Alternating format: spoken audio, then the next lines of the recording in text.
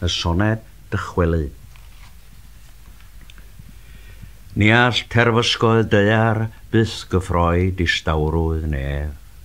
Ni sigla lleisiau'r llawr rymuster y tangnefedd sydd yn toi diddym di ar choll yr ehangder mawr.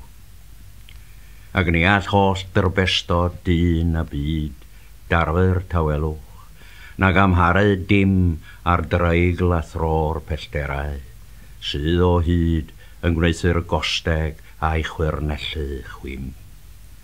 Ac am nad ydywn byw ar hyd y daith, o gri ein geni hyd ein holaf gwyn, yn ddim ond crych dros dro, neu gysgod craidd ar lymder esmwyth ym myd dandod mwyn.